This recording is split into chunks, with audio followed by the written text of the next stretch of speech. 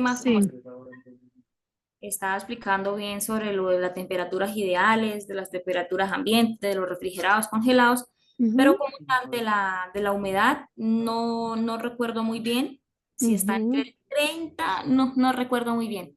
Bueno, listo, Natalia, gracias. El rango de humedad relativa ideal es entre 45 y 65%. Tengan en cuenta en que la temperatura se da en grados centígrados o en grados Fahrenheit. En Colombia se usa son grados centígrados o grados Celsius y la humedad relativa siempre se da en porcentajes. Entonces, el rango de humedad relativa ideal es entre el 45 y el 65.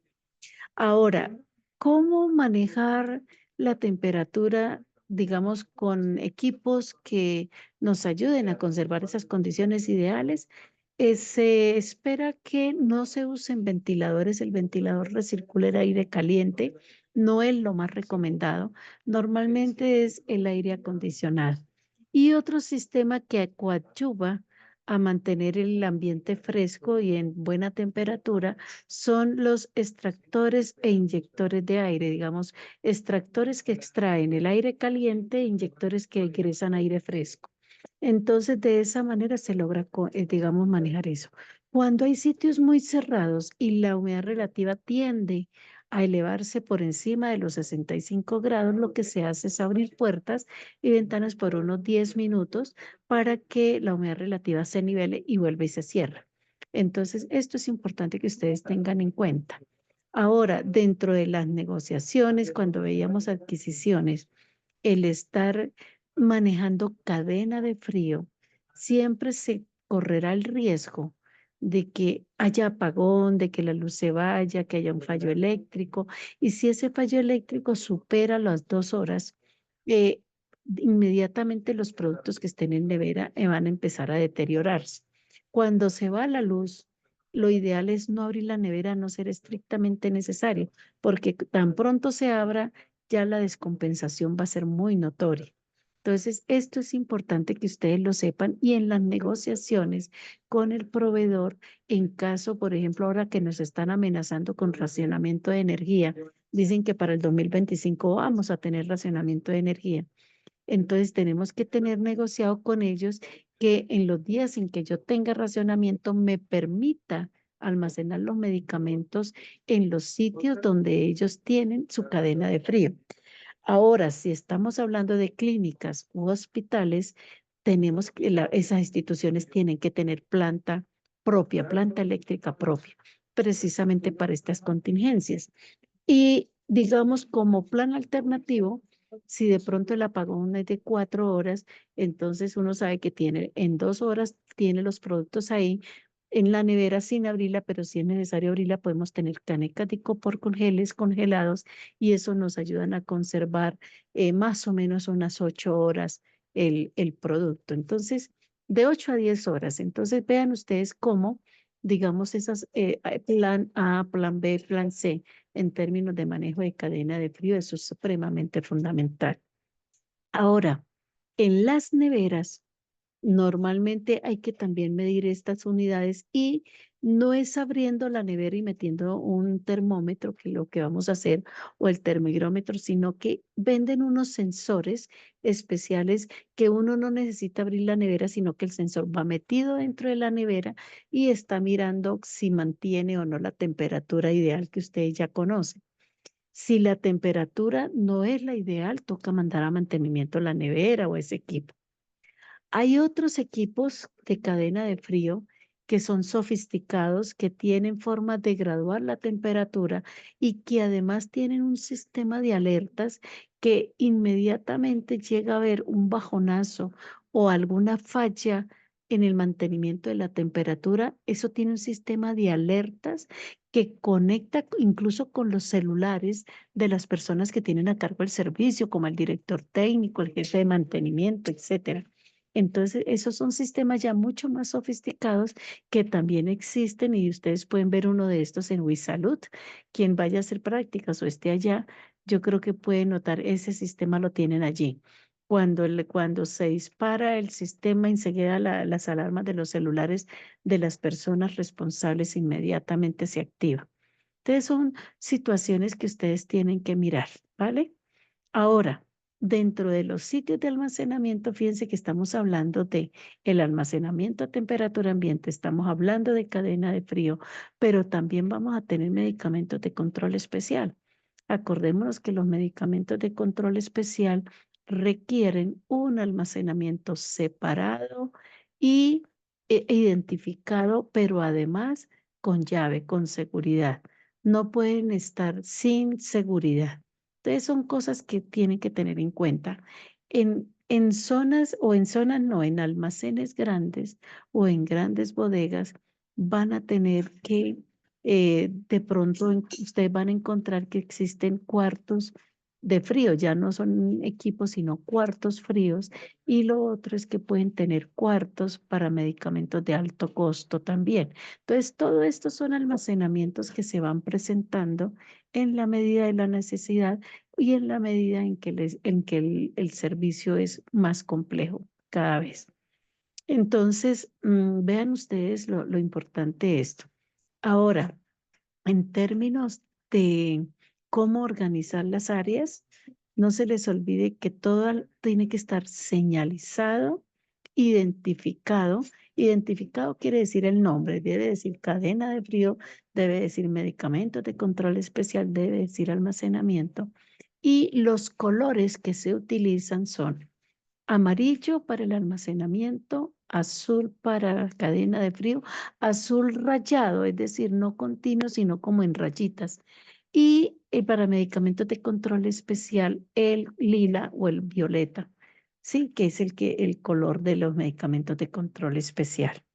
Bueno, hasta aquí ya estamos hablando de lo que son, digamos, temperatura y humedad relativa. Nos quedan dos aspectos importantes que son la ventilación y la iluminación. Yo quiero que ustedes me digan qué opinan de eso. Por ejemplo, Angie Fonseca, ¿tú qué nos puedes decir de la ventilación y la iluminación? ¿Cuál sería lo ideal o de qué tendríamos que tener cuidado? Pues en la iluminación sé que pues debe ser como acorde porque hay unos medicamentos que son como fotosensibles. Ujú. A qué le llamas tu acorde? Por ejemplo, el medicamento fotosensible, ¿qué precaución debería tener? No estar expuesto directamente como a la luz y pues Mm. que obviamente ese medicamento guarde su empaque original que lo protege. Ajá, muchas gracias, Angie. Andrea, Valentina, ¿tú qué nos quisieras decir al respecto?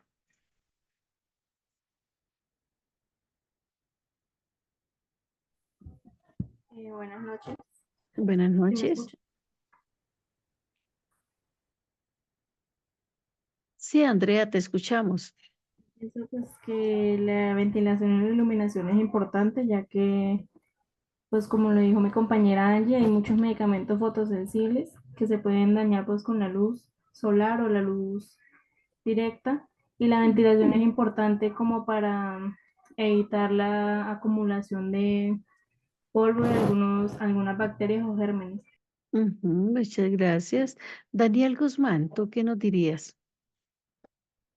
Profesora, pues lo que le diga, pues tampoco es como algo muy acertado porque pues yo hasta ayer empecé prácticas, entonces Ujú, ahorita como que voy a retomar esos conocimientos, ujú, pero pues sí, lo básico, la iluminación directa en algunos medicamentos pues puede afectar su ujú, principio activo y los excipientes y pues la ventilación es importante porque pues si no hay ventilación pues se ahogan los dependientes. ujú. Bueno, en efecto, como ustedes lo mencionan, a ver, la luz, no, nunca tener luz directa del sol. La luz ideal es la luz artificial y que sea blanca, preferiblemente LED, porque es que la luz amarilla es caliente. Entonces, es mejor tener luz blanca. Y con relación a la iluminación, pues que no haya iluminación directa del sol, sino siempre iluminación artificial, por lo que dijo la compañera allí, que hay medicamentos que son fotosensibles y fotolábiles. Entonces, todos esos productos hay que mantenerlos en su envase original y ustedes pueden darse cuenta que esos productos normalmente están envasados en envases de color oscuro o color ámbar, ya sean frascos ámbar o blísteres, ¿no? Entonces, esto es fundamental que ustedes tengan en cuenta. Ahora, miremos también otras circunstancias adicionales a lo que tiene que ver con el almacenamiento. Y es que en el almacenamiento jamás se deben colocar las cajas o los productos sobre el piso, sino sobre estivas. Las estivas tienen que ser plásticas, no pueden ser de madera. Y la estiva que sirve es la que tiene al menos 15 centímetros de altura, porque lo ideal es que ante una inundación, por ejemplo, proteja y las cajas no se mojen, pero también que permitan el aseo, o sea, barrer y trapear. Y lo otro es que si nosotros vamos a utilizar alguna máquina como un montacargas, pueda ser fácil que las paletas del montacargas puedan coger esa estiba y la puedan colocar en un lado o en otro. Al hablar de montacargas, por supuesto que yo estoy hablando del almacenamiento en grandes superficies. Yo creo que ustedes han visto en Home Center, han visto en Alcosto y en otros almacenes así grandes que ellos utilizan el montacargas porque el almacenamiento vertical es importante y porque además son volúmenes muy grandes. Entonces tienen que optimizar espacios y los espacios también son de manera vertical, no solo horizontal. Entonces la organización tiene que garantizar la circulación de personas y maquinarias y lo ideal es que por donde entre las personas no sea el mismo lugar de donde salgan, porque hay que evitar los contraflujos. Entonces, muy importante es que la entrada sea una, la salida otra, y los montacargas siempre estén, digamos, movilizando todo, digamos, esos productos de la manera adecuada, porque por salud ocupacional uno no puede poner a las personas a que manejen cajas de elevado peso. Entonces, eso tendrá que hacerse a través de un montacargas y si acaso lo tienen que hacer personas, tendrán que tener equipos de protección como algunas fajas que utilizan especiales y esto porque por salud ocupacional es importante evitar riesgos. Entonces, vean ustedes cómo para almacenar se pueden utilizar estantes grandes, estantes pequeños, vitrinas, todo, pero evitar ante todo la madera. Todavía uno encuentra madera en algunos espacios, pero hay que evitarla. Se ve muy bonita, puede ser elegante, pero ya por razones digamos, porque la madera suelta, porque la madera se deteriora, la atacan las plagas. Entonces, lo ideal es que no se utilice madera. Entonces, vean ustedes que todos estos materiales de vidrio, de acrílicos, de aluminio que estén perfectamente pintados, no pueden estar corroídos. Todo eso es fundamental en los sitios donde se va a almacenar.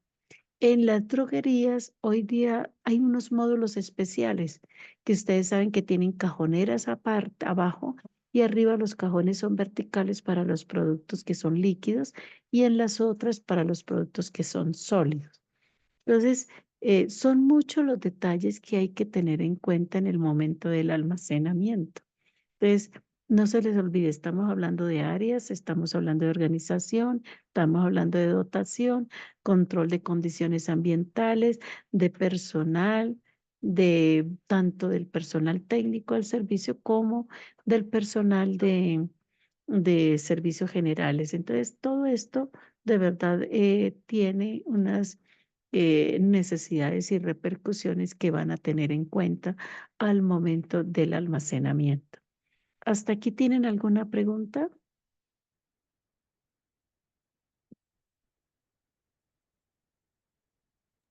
No, señora. No, señora. ¿O quieren complementar algo? ¿Alguno que tenga alguna experiencia que nos quiera compartir?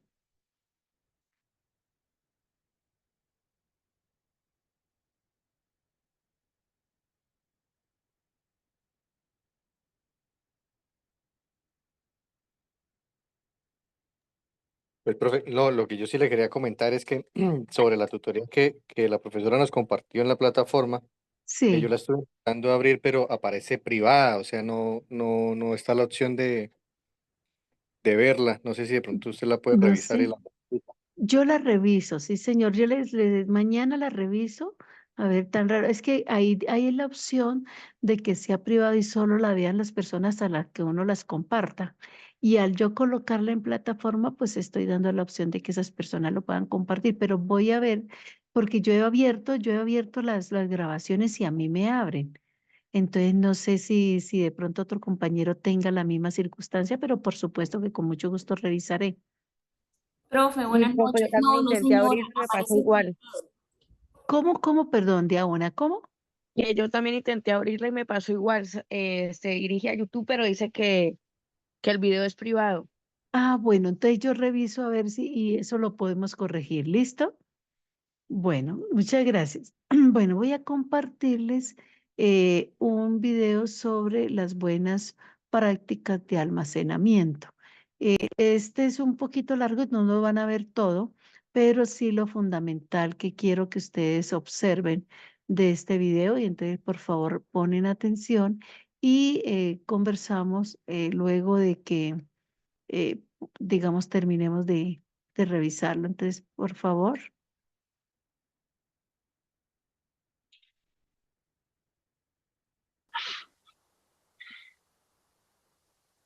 Hola a todos, bienvenidos a la capacitación que estaremos realizando en este espacio donde abordaremos dos temas muy importantes, como son las buenas prácticas de almacenamiento y manejo de la cadena de frío. Primero que todo vamos a ver las buenas prácticas de almacenamiento. Las buenas prácticas de almacenamiento no son más que un conjunto de normas donde nosotros debemos cumplir con ciertos requerimientos en todos los establecimientos farmacéuticos para que nuestros productos estén almacenados de la manera adecuada, se distribuyan de la manera adecuada y sean importados también correctamente. Todas esas instalaciones, los bodegas, los almacenes donde nosotros almacenamos nuestros productos deben garantizar las buenas prácticas de almacenamiento, cumpliendo siempre con los requisitos y las normas locales del país. Todos los distribuidores, farmacias, hospitales, entre otros, siempre deben de contar con personal que esté calificado y capacitado en las buenas prácticas de almacenamiento.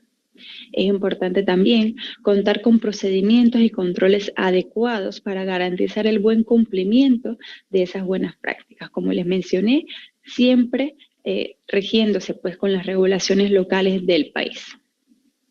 Contamos con algunos elementos fundamentales que nos ayudan a cumplir con esas buenas prácticas de almacenamiento. Como podemos ver, un personal que siempre debe estar calificado, debe estar capacitado en esas actividades, la infraestructura, las instalaciones donde nosotros tengamos ubicados nuestros productos farmacéuticos y estén almacenados de la manera adecuada, todos esos equipos necesarios, materiales y la documentación siempre es primordial, es muy importante que se siga, que se cumpla adecuadamente para nosotros cumplir con esas buenas prácticas. Ese personal, ¿cómo debe de ser ese personal? Debe ser un personal capacitado. Todo personal, una vez ingrese, sea de nuevo ingreso en la bodega, en el almacén, en la farmacia o hospitales, distribuidores, por ejemplo, debe recibir una inducción. Dentro de esa inducción que ellos reciben, debe incluir la capacitación de buenas prácticas de almacenamiento. Debe estar capacitado antes de iniciar sus labores, antes de iniciar sus actividades, calificado adecuadamente para esas actividades y esos procesos. El código de vestimenta es muy importante que se cumpla dentro de este proceso de buenas prácticas de almacenamiento por parte de ese personal. ¿Cómo debemos vestir? ¿Qué qué equipos necesarios para nuestra seguridad debemos mantener, por ejemplo, un casco, un chaleco reflectivo en las bodegas, por ejemplo, botas de seguridad, y también códigos de vestimenta de que no debamos entrar, por ejemplo, con las mujeres, en caso de las mujeres, con suéter de tiritas o zapatos abiertos, ¿no? Sandalias, por ejemplo, porque si ocurre un incidente, si se cae una caja, si ocurre un incidente en la bodega, entonces puede afectar la seguridad de esa persona. Por eso es importante mantener botas de seguridad. En caso de que no hayan botas de seguridad, pues que podamos contar con estos insumos necesarios para proteger a todo el personal, ya sea el personal que trabaje dentro de la bodega, así como los visitantes, porque es muy importante que no solamente el personal interno de la empresa, de la bodega, del almacén cumpla con estas buenas prácticas, sino también el personal de visita. Algunas normas de higiene que nosotros debemos considerar y siempre debemos tener visibles dentro de nuestro almacén, dentro de nuestra bodega, son las siguientes. No se debe fumar, comer ni beber dentro de las áreas de almacenamiento. Para eso están áreas anexas o áreas accesorias como la cafetería, áreas de descanso donde se realizan estas actividades, ¿no? Estos letreros deben de estar visibles por todas las áreas de almacenamiento para que nosotros podamos cumplir con esas normas de higiene. El personal que tenga síntomas de alguna enfermedad, de algún resfriado, debe prohibirse o restringirse más bien su acceso adentro del almacén. Es muy importante que se haga un registro o un control de cada persona en que se presentan síntomas. No pueden ingresar al área de almacenamiento, no pueden ingresar a la bodega, no pueden ingresar a las instalaciones. La infraestructura es otro de los elementos para cumplir las buenas prácticas del almacenamiento. La infraestructura de las instalaciones de nuestra bodega. Como vemos en la imagen de la diapositiva, podemos observar que dentro de una bodega de almacenamiento es importante que nosotros podamos tener un espacio despejado, que no hayan paletas en los pasillos que obstruyan entonces el paso de las personas, que todo esté debidamente ordenado y ubicado en las ubicaciones correspondientes de cada producto. Las condiciones ambientales, por ejemplo, la temperatura, la humedad, deben ser controladas. La luminosidad también deben ser controladas para que no me afecte esa temperatura. Dentro de nuestra infraestructura debemos ubicar aquellos productos que deban estar almacenados a una temperatura adecuada. Nosotros conocemos que hay productos de temperatura de 2 a 8, que vamos a ver más adelante. Hay productos que se deben mantener a 15 a 25 y otros deben de estar por debajo de 30. En nuestra infraestructura debemos saber dónde están ubicados esos productos. Aquellos productos que sufran o se vean afectados, por ejemplo, con la luz directa, no los vamos a colocar donde le dé la luz directa del sol, ¿no? Debemos ubicarlos adecuadamente en un lugar controlado para ellos. Aquellos productos que son de cadena de frío no los vamos a ubicar junto con los productos que son de 15 a 25. Es importante que mantengamos ese control dentro de nuestra bodega. También es importante que, por ejemplo, en los techos de las infraestructuras a veces puede pasar la luz directa del sol. Entonces, eso puede afectar nuestra temperatura, puede afectar a esos productos que se encuentran en la parte de arriba de nuestro rack. Entonces, es importante que se mantenga ese control, que se mantenga monitoreada y controlada la temperatura en todo momento, ¿no? La ventilación nos ayuda a que el aire pueda fluir de manera adecuada y se pueda evitar la contaminación. Los monitores de temperatura, los dispositivos que controlan la temperatura, nos van a nosotros asegurar o nos van a indicar cuál fue el rango de temperatura que estuvo ese producto durante el tiempo de almacenamiento. Estos monitores de temperatura nosotros o el personal de la empresa debe adquirirlo a proveedores calificados para que ellos te entreguen a ti un certificado de calibración, que me va a decir que el monitor de temperatura está calibrado, su vigencia es de 1 año, todos esos documentos correspondientes del monitor para que nosotros podamos utilizarlo de la manera adecuada. Debemos realizar mapeos de temperatura. En muchos lugares, muchos distribuidores, por ejemplo, a veces no realizan estos mapeos de temperatura, pero el mapeo es muy importante porque el mapeo me va a decir a mí cuáles son esos puntos críticos dentro de la bodega donde la temperatura se ve más afectada, donde la temperatura es más baja, donde la temperatura es más alta. Entonces nosotros poder saber gracias a ese mapeo dónde nosotros ubicar adecuadamente cada uno de nuestros productos y no se vea afectado. Y si nosotros tenemos un área crítica donde la temperatura se eleva demasiado, entonces ahí debemos reforzar ese control de temperatura. Sabemos que en Panamá la situación del control de la temperatura y la humedad es bastante difícil en muchas ocasiones, pero esto se puede lograr con una infraestructura adecuada, con los insumos adecuados, con un sistema automatizado que me va a ayudar a mí a hacer ese monitoreo correspondiente y los mapeos de temperatura, porque no solo que hacemos el mapeo una vez y no lo volvemos a hacer, siempre debemos estar haciendo el mapeo cada cierto tiempo que el proveedor externo nos indique. Debemos contar con sistemas de alarma, porque si hay una falla de energía, si hay una falla en la temperatura, entonces este sistema de alarma le va a notificar a las personas adecuadas, ya sea el de mantenimiento, el de calidad, el de seguridad, por ejemplo, que hay una falla de energía, entonces se pueda corregir esa situación. Los registros de temperatura, ya sea que los llevemos manual o sean a través del sistema, siempre deben estar disponibles. Siempre deben estar para que se pueda revisar y se haga ese control de temperatura y se revise cada cierto tiempo nuestro monitoreo, ¿no? Ya sea del cuarto frío o de las áreas de almacenamiento, porque no solo controlamos la temperatura de los productos de cadena de frío, sino todos los productos que nosotros, farmacéuticos, que nosotros tenemos almacenados. También contamos con algunos equipos y materiales que nos van a ayudar, además de los termómetros, de los monitores de temperatura, están los extintores. También con los extintores podemos solicitar pues el mapeo donde se encuentran cada uno de esos extintores, así como también las trampas de roedores, donde se encuentran en el almacén, ubicadas adecuadamente. Los equipos deben estar calibrados. Equipos, por ejemplo, como las balanzas, deben contar con sus certificados de calibración. Todos los estantes, los racks, los armarios deben de estar separados de la pared, como podemos observar en la imagen. La documentación también forma parte de las buenas prácticas de almacenamiento, porque aquello que no tenemos documentado, pues es como si no existiera, la verdad. Entonces, todos esos registros, todos esos controles deben de estar disponibles, deben de ser claros, no debe haber tallones.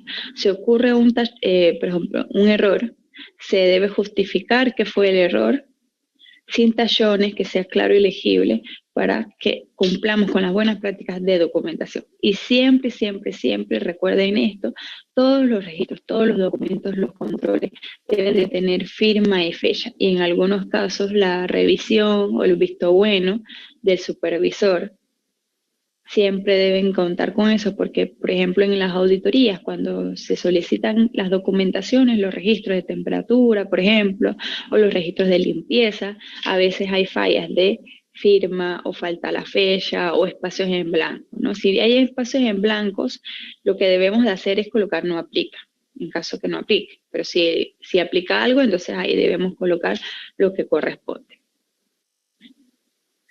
Dentro de la bodega de almacenamiento también contamos con otras áreas, no solo las áreas de almacenamiento. Tenemos área administrativa, que va a estar separada pues de las operaciones, pero también contamos con todas estas áreas que llevan el proceso de una vez que el producto se recibe en el almacén, el área de recepción, el área de cuarentena, de preparación de pedido, de despacho, área de devoluciones. También podemos contar con áreas de acondicionamiento, área para productos controlados, para productos de cadena de frío. Todas estas áreas deben de estar adecuadamente delimitadas, identificadas, que se pueda entonces observar y se separe un área de la otra y no vaya a haber una obstrucción de cajas, de racks o una confusión de productos, que puede ser que un producto esté en un área que no le corresponda. Las buenas prácticas de almacenamiento son muy importantes para todos los establecimientos. Se deben de cumplir y siempre deben de de regir pues, o seguir las normativas locales, ¿no? Siempre se debe controlar y vigilar esas condiciones de almacenamiento, porque eso puede afectar al producto, a nuestro producto que estamos almacenando en nuestra bodega, en nuestra farmacia, en nuestros hospitales. Si hay una investigación de las condiciones de almacenamiento del producto, entonces se debe saber en todos los puntos cómo estuvo ese producto almacenado adecuadamente. Debemos asegurar siempre la ventilación para que no haya contaminación de aire, que la temperatura y la humedad se lleve adecuadamente monitoreada y controlada. Si hay un desvío de temperatura, se deben tomar las medidas, las acciones inmediatas para solucionar el producto. Se va a cuarentena, se hace la investigación y se soluciona. Si es que se debe cambiar el sistema de aire acondicionado o se revisa entonces los puntos de acuerdo a lo que se detectó. Es importante proteger a los productos que pueden ser afectados por la luz solar. No vamos a colocar vitaminas, por ejemplo, donde le da la luz solar directa y eso puede afectar el producto. Debemos tomar en cuenta todas esas especificaciones de los productos para almacenarlos de la manera adecuada. Y también se pueden estar realizando inspecciones periódicas al almacén. Estamos en el almacén, en el distribuidor, en la farmacia, podemos ir al depósito, hacer inspecciones, o el hospital, podemos ir a los depósitos, hacer inspecciones periódicas de cómo se encuentran esas condiciones de almacenamiento. ¿Piensas que un doctorado es inalcanzable? Yo pensaba lo mismo, hasta que descubrí Wix y encontré una forma de estudiar sin que el costo fuera un impedimento. Con becas. Bien, ahora vamos a entrar en un tema más específico, de productos específicos, como es el manejo de la cadena de frío. Esa importancia de la cadena de frío que nosotros debemos seguir, que debemos controlar, que debemos documentar, y si ocurre un tema delicado, una investigación, un desvío, qué acciones nosotros debemos tomar. Hay muchos medicamentos o productos farmacéuticos que deben estar adecuadamente en su rango de temperatura de cadena de frío. Vamos a estar hablando durante esta presentación aquellos productos que se mantienen a una temperatura, que se deben mantener a una temperatura de 2 a 8 grados centígrados. Sabemos que hay productos que se mantienen a más bajas temperaturas o temperaturas de congelación en algunos casos, pero aquí nos enfocaremos en esos productos para su conservación durante el transporte y distribución. Estos productos pueden ser pues vacunas, algunas insulinas, algunas muestras de estudios clínicos, algunos productos biológicos, preparados biológicos, entre otros, que deben mantenerse adecuadamente en esta cadena de frío o en este rango de temperatura, mejor dicho, de 2 a 8. ¿Y qué es la cadena de frío? Ustedes pues dirán, muchos pueden decir es un flujo logístico, muchos pueden decir es el proceso donde se debe mantener los productos de 2 a 8. Todo eso está correcto. Pero no es más que un flujo logístico, como les mencioné, como vemos aquí abajo, cada una de estas fases, de estos pasos, en donde la cadena de frío se debe mantener en todo momento, para que el producto sea conservado adecuadamente, se transporte, se distribuya y llegue al paciente o al consumidor final sin que se vaya a afectar, ¿no? Desde que sale el laboratorio fabricante va hacia los centros de distribución en los lugares correspondientes, y de los centros de distribuciones entonces se puede ir a distribuidores más pequeños o a farmacias, inclusive hospitales. De ahí, en algunos casos, se puede entonces distribuir a otras farmacias independientes, o ya entonces ahí llega a la farmacia, el paciente busca el medicamento y se lo lleva a su casa, o inclusive queda hasta el hospital y es donde el paciente va y se administra el producto de cadena de frío. Pero durante todas estas partes, durante todo este proceso, es muy, muy importante que la temperatura de 2 a 8, la temperatura de cadena de frío, ese rango de temperatura se mantenga, porque si hay una ruptura, si hay una falla, entonces se debe hacer una investigación, un análisis adecuado para tomar la decisión o la disposición final de ese producto. El personal que maneja cadena de frío debe ser un personal específico. Hace un momento, cuando conversábamos sobre las buenas prácticas de almacenamiento, yo les mencionaba que el personal que maneja las actividades, esas operaciones de almacenamiento debe estar capacitado y debe ser un personal también específico.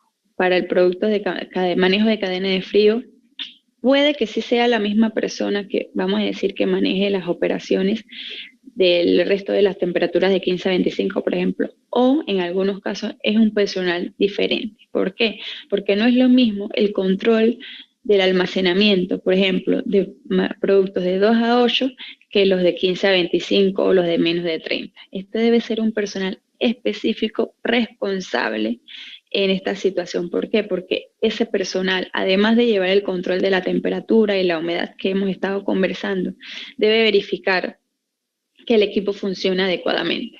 Si ocurre una falla de energía, ¿qué se debe hacer? ¿Cuál es el plan de contingencia de acuerdo al establecimiento? ¿No? ¿Cuáles son esos procedimientos adecuados para el manejo de la cadena de frío? Tomar la temperatura, el registro de temperatura mínimo 2 veces al día, para entonces llevar un control y un monitoreo adecuado. La cadena de frío es muy importante que se mantenga, como el flujo que les mencioné. Igual acá vemos otra imagen, porque si ocurre una ruptura en alguna de las fases, eso puede traer consecuencias al producto. En algunos casos puede que no se afecte, pero eso va a depender de una cosa muy importante, de la estabilidad del producto. Entonces es importante que nosotros sepamos cuánto tiempo tuvo expuesto ese producto a esa temperatura, sean 10 minutos, sean 3 horas, sean 2 días. ¿Y a qué umbral de temperatura se alcanzó? Si es un producto de 2 a 8, pudo haber alcanzado 8.5 grados, o pudo haber alcanzado 16 grados, o inclusive temperaturas por debajo de 2. Esos 2 factores son muy importantes. Se hace una investigación con el laboratorio fabricante para conocer que de acuerdo a la estabilidad del producto, si ese producto puede ser utilizado, si ese producto puede ser administrado al paciente.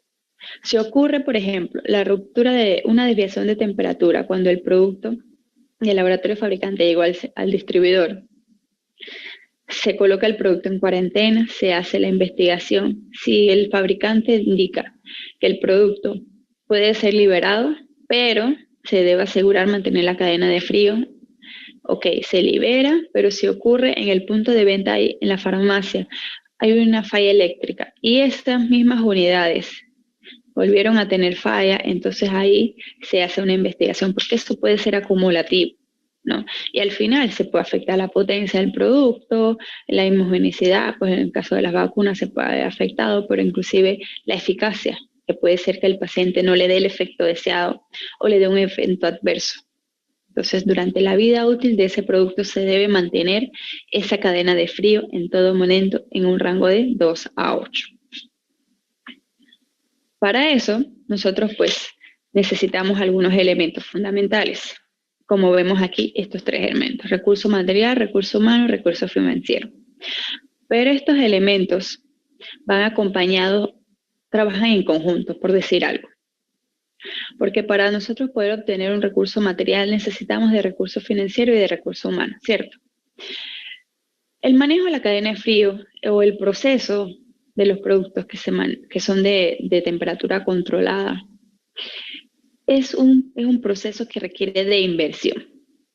Aquí me voy a ir un poquito más allá, solo como un comentario adicional de lo que estamos viviendo en este momento con el COVID-19. Sé que les dije que íbamos a tocar productos de 2 a 8, pero solo un comentario para que ustedes vean la importancia de la inversión que se debe hacer. Las vacunas pues, que estamos recibiendo, por lo menos en nuestro país en estos momentos, son vacunas que deben de tener una conservación por debajo más abajo de 2, o sea, temperaturas de congelación. Entonces, para eso se requiere una inversión.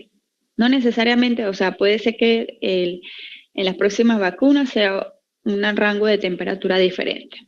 El punto que quiero llegar es que si nosotros no, el gobierno o igual ustedes en los hospitales, en las farmacias, en los distribuidores, no invierten adecuadamente en un buen manejo de cadena de frío, el producto se puede haber afectado. Que durante todo ese proceso el producto no se afecte la cadena de frío, que venga en una hielera o en un cooler adecuado, que va a un cuarto frío que está validado, que está calificado, que se transporta en camiones refrigerados, llega a la farmacia, llega a los hospitales, se le administra al paciente y en ningún momento hubo una ruptura de cadena de frío. Eso es lo que se quiere. Pero para eso se requiere inversión, ¿no? Por ejemplo, en los distribuidores, en los hospitales se requiere invertir en cuartos fríos, donde se pueda mantener esa cadena de frío para esos productos almacenados. En la farmacia se debe contar con neveras adecuadas para productos de cadena de frío, se deben de estar calibrando, se deben estar mandando mantenimiento, ¿no? Se debe tener sistemas de alarma, todo eso requiere inversiones para que el producto no se vea afectado y no ocurra lo que les mencioné hace un momento. Todo eso va acompañado y en conjunto para tener un buen manejo de cadena de frío en los hospitales, en las farmacias, en los distribuidores, en las bodegas, en laboratorios fabricantes. Todo eso debe de ser una buena inversión para que mi producto no se afecte, porque si se llega a afectar, entonces ahí el manejo no es adecuado. Entonces, ¿qué se debe hacer? Hacer una validación de la cadena de frío, también se debe hacer una validación de la ruta de transporte, ¿no? Ahorita más adelante vamos a ver un poquito del transporte, para que yo me asegure, o nos aseguremos, ya sea en la empresa, donde estemos, que esos productos van a estar controlados y monitoreados en todo momento.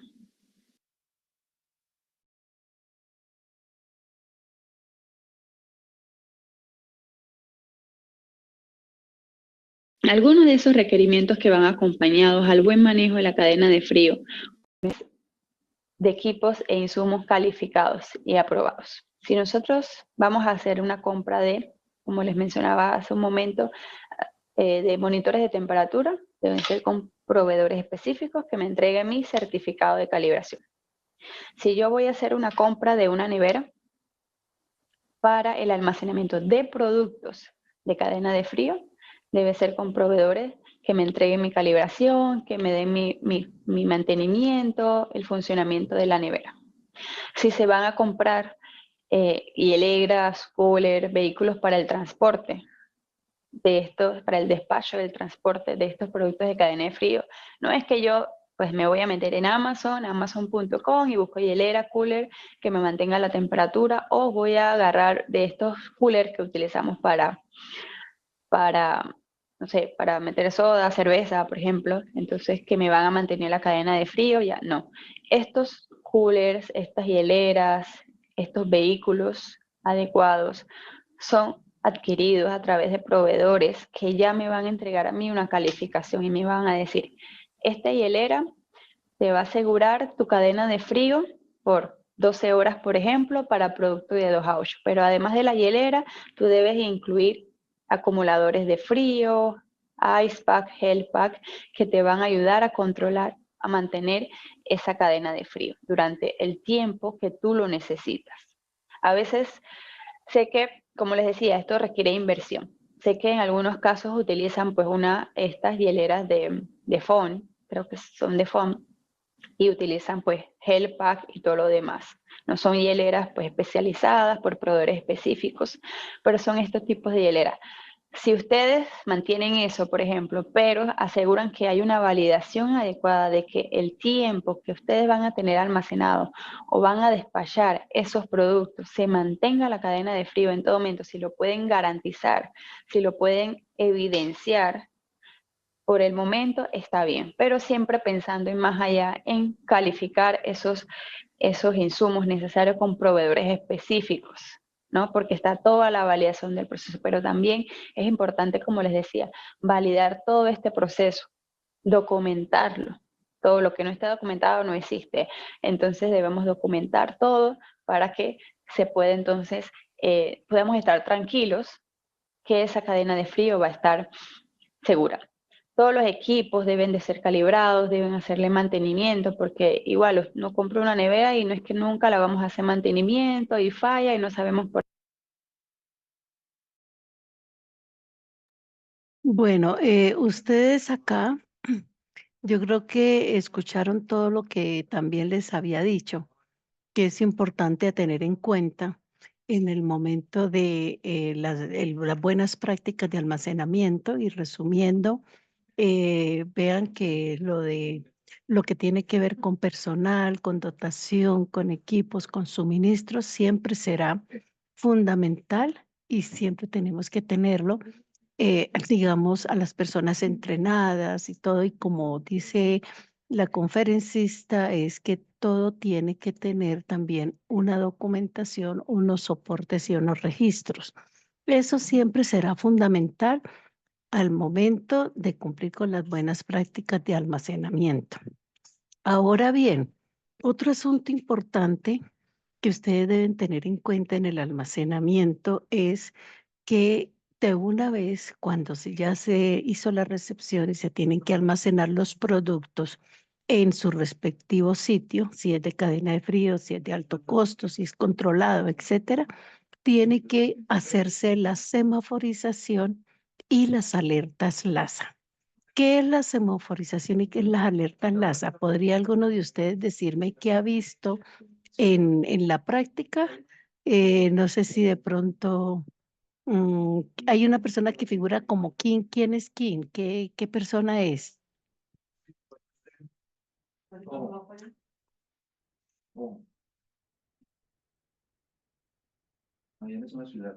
Bueno, Skin está desconectado. Por favor, entonces, Jorge Armando, ¿tú tienes alguna información de esto? Pues, profe, que yo tenga entendido el tema de la semaforización, como su nombre lo dice, asemeja lo del semáforo y quiere decir que hay que seleccionar los medicamentos de la siguiente manera. Los próximos a vencerse, los que están digamos, se hacen, según lo que yo hice, donde estoy haciendo las prácticas de depósito, fue organizar y buscar los medicamentos que estaban a máximo diciembre del 2024, que eran los medicamentos ya para devolver a los laboratorios para que les hagan la devolución o el reemplazo del medicamento, o para tenerlos ahí de primerazo para hacer la entrega de dicho medicamento en dado caso. Y de ahí en adelante pues ya se comienzan a acomodar según fechas de vencer. Entonces ya se organizan los del año 2025 y los 2027 ya es como de color verde. A los rojos es como la alerta, amarillo que estamos bien, pero no hay que descuidarnos, y el verde pues sí es el que tiene una fecha larga. Gracias, Jorge Armando, muy amable. Vamos a escuchar, a ver, Diego García, cuéntame tú en tu práctica cómo has visto esto.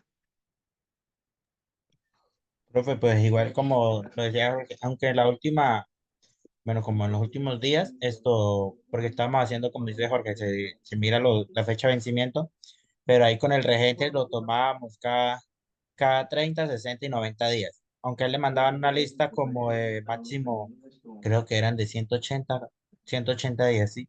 Pero entonces él me decía que como eran demasiados medicamentos, pues lo ideal era, o lo que a él le habían enseñado en la inducción era tomarlo de 30, 60 y 90 días. Entonces, así como dice Jorge, esto uno, los más cercanos los iba colocando para irlo sacando. Pero entonces allá él lo tomaba así, o sea, 30, 60 y 90 días nomás, y los otros sí los dejaba para después, decía él. Ajá, gracias, Diego. Vamos a escuchar a Johanna Marcela, a ver qué experiencia tiene de esto. Profe, pues la semaforización en la droguería donde yo trabajo la manejamos de la misma manera. Se marca como con stickers de color para indicar como la fecha de vencimiento que tienen. Y lo de alertas LASA, según tengo entendido, es como tratar de identificar los medicamentos que pueden confundirse, ya sea por nombre o apariencia del empaque. Ujú. Sí, gracias, Angie, perdón, Johanna.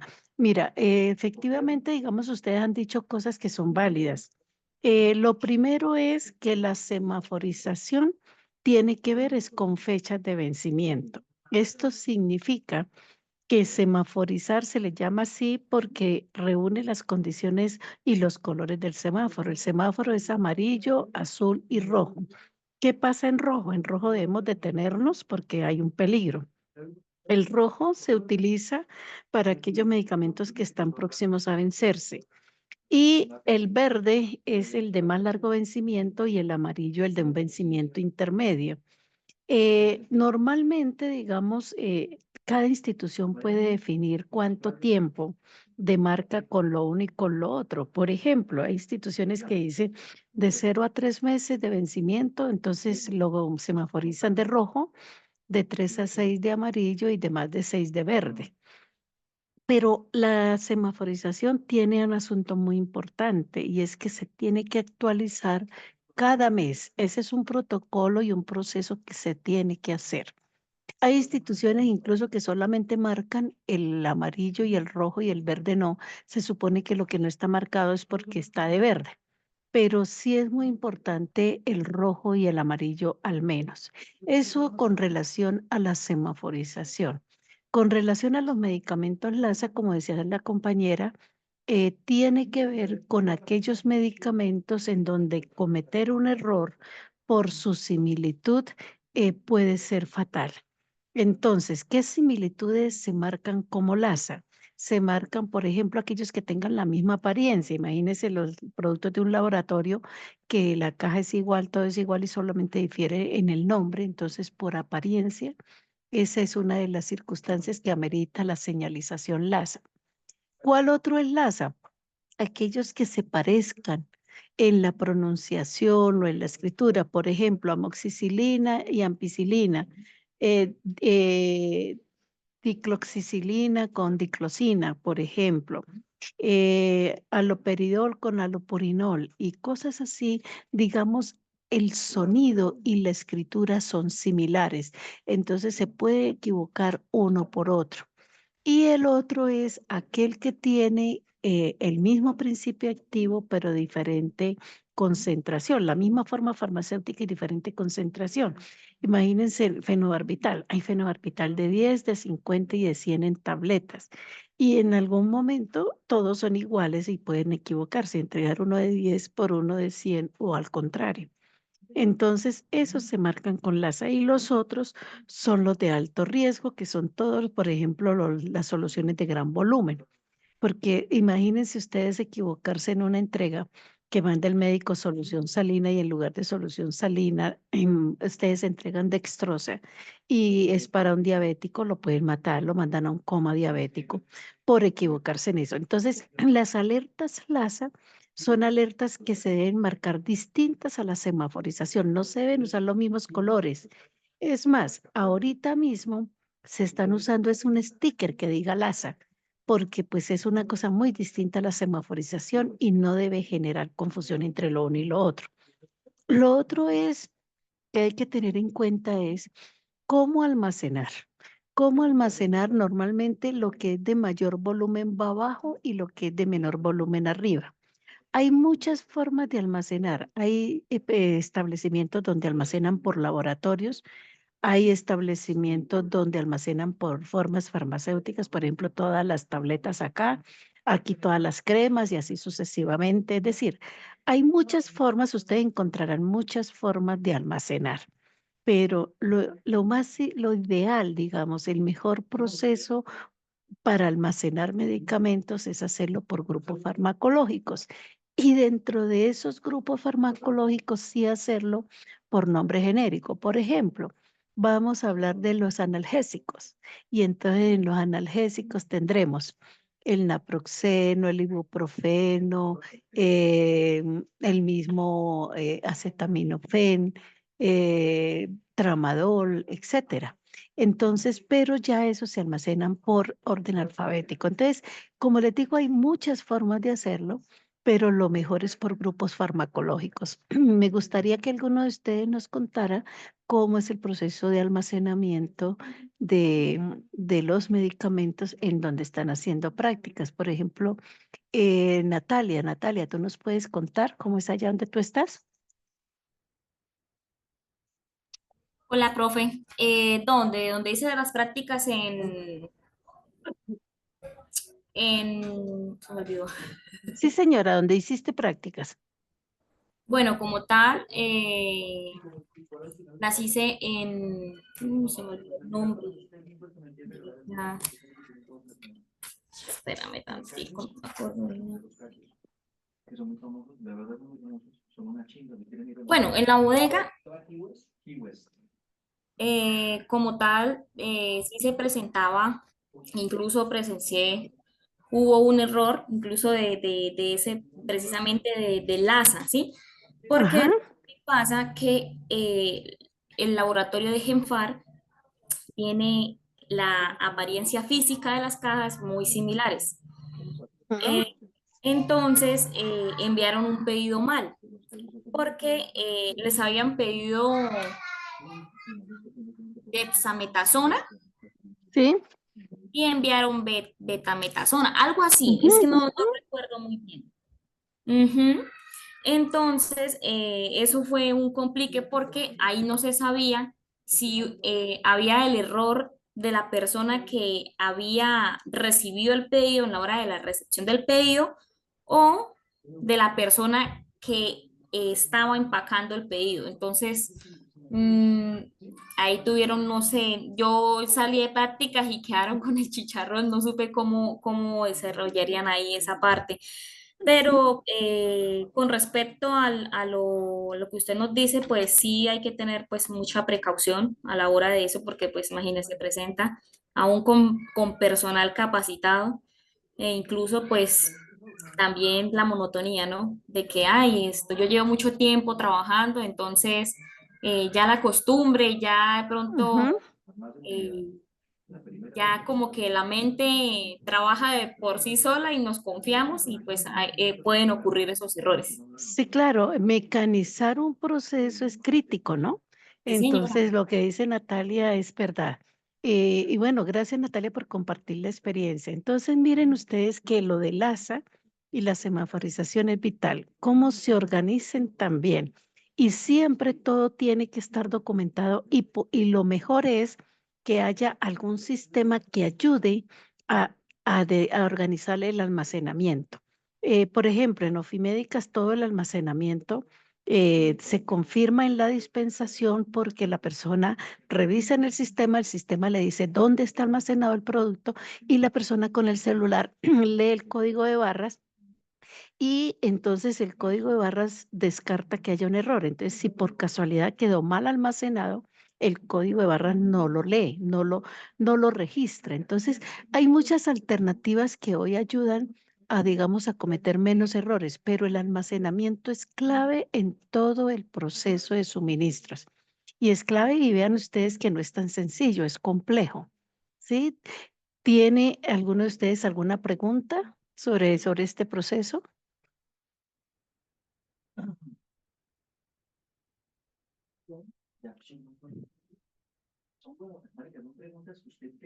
¿No hay preguntas?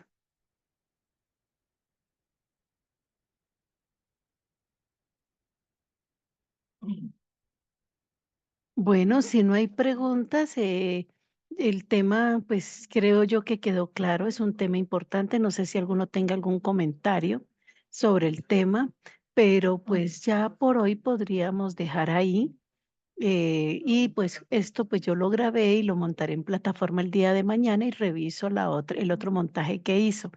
Repito, ¿hay alguna pregunta o alguna aclaración que quieran hacer? No, no, señora. No, profe, quedamos atentos es a la clase que no pudimos Sí, ver. yo les miro a ver qué fue lo que pasó con ese video. Bueno, bueno, muchísimas gracias entonces. Ustedes que tengan una feliz noche. Gracias, Gracias, profe. profe, muy amable. Gracias, profe, igualmente. Hasta Feliz luego. noche. Hasta luego, feliz noche.